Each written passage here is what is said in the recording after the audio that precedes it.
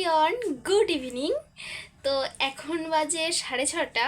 তো এখন রেডি হয়ে নিয়েছি, এই দেখো বেরোবো পড়াতে, আর টুকিটাকি কিছু কাজ আছে, তাই ভাবলাম এখন ব্লগটা শুরু করি। সারাদিন প্রচুর প্রচুর কাজের চাপ ছিল, ওই জন্য ব্লগটা কন্টিনিউ করতে পারিনি। আমার বড় রেডি হয়ে গেছে, ও আমাকে ছাড়তে যাবে। তো চলো তোমাদের সাথে শেয়ার করব কি কি কিনছি বা কোথায় যাচ্ছি। ভাবছি একটু আইব্রো করতে যাব, আর কিছু কেনাকাটি আছে, তো দেখি কত দূর কি সম্ভব হয়।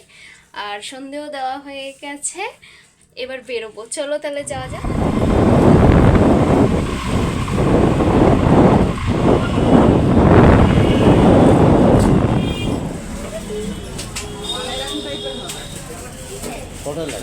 ওটা এই কালারটা একটা দেখুন।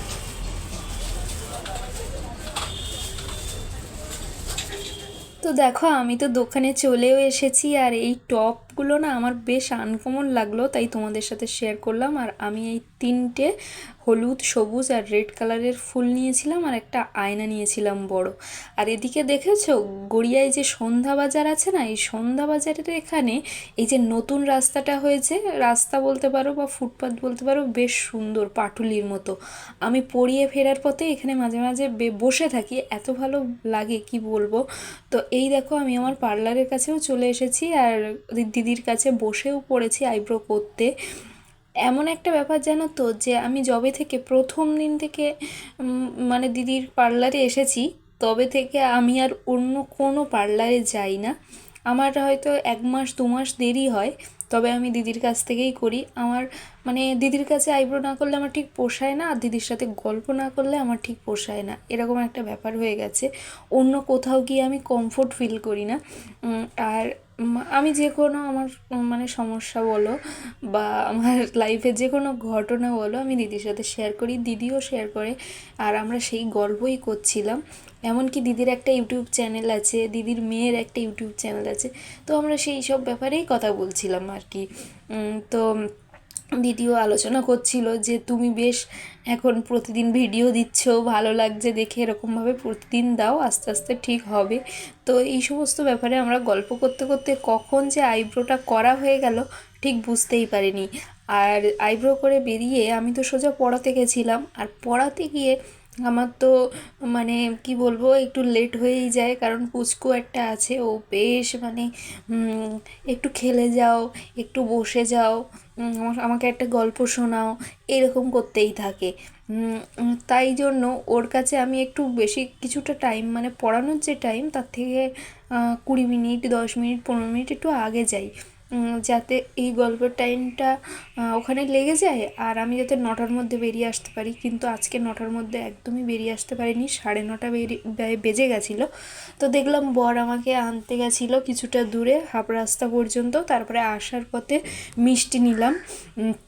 যেহেতু রাত পোহালেই আমাদের শুভ দোলযাত্রা, মিষ্টি মুখ তো করতেই হবে, তো এই জন্য মিষ্টি নিয়েছি। আমি এখান থেকে নিয়েছি 4টে লাড্ডু, আর ওই কালো মিষ্টি আছে না, কালো, ওই দুটো নিয়েছি, আর তার সাথে তোমার হচ্ছে 2টো গজা নিয়েছিলাম। তারপরে মিষ্টি টিষ্টি নেওয়া হয়ে গেলে সোজা চলে এসেছিলাম ফুলের দোকানে। ফুল তো অবশ্যই নিতে হবে, দোলযাত্রা বলে কথা, তার উপরে বৃহস্পতিবারেও, মানে তার আগের দিন বৃহস্পতিবার, তো এরকম মিলিয়ে মিশিয়ে ফুল নিয়েছি। ফুল নিয়েই চলে গেছিলাম আবির নিতে। রঙটা আমি নিই না, আমি আবিরই নিই।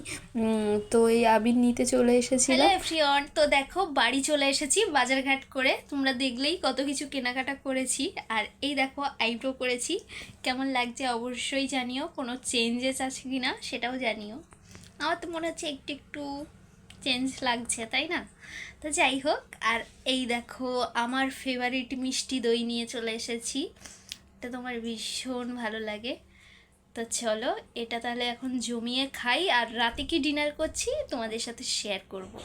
তো চলো আগে দইটা খেয়ে নিই।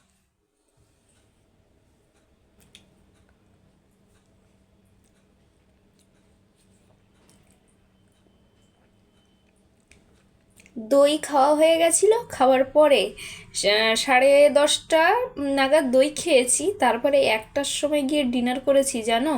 মানে কি লেট হয়ে গেছে, বাবা ফোন করেছিল, তো ওখানে একটু টুকিটাকি কাজকর্ম ছিল অনলাইনে, আর তারপরেও একটু ঘর গোছাচ্ছিলাম। এই সমস্ত করতে করতে এত লেট হয়ে গেছে, আর রাতে ডিম ভাজা খেতে ইচ্ছে করছিল না, তাই শাক ভাজাও রাতে খায় না, কিন্তু কিছু ছিল না বলে খেয়েছি শাক ভাজা, আলু সেদ্ধ আর এই মিষ্টি দিয়েই ডিনার কমপ্লিট করলাম। আর এই দেখো আমার খাওয়া দাওয়া একদম কমপ্লিট হয়ে গেছে। তাহলে আজকের মতো এইটুকুই। ভিডিওটা ভালো লাগলে প্লিজ লাইক করো, কমেন্ট করো, সাবস্ক্রাইব করো, বাই।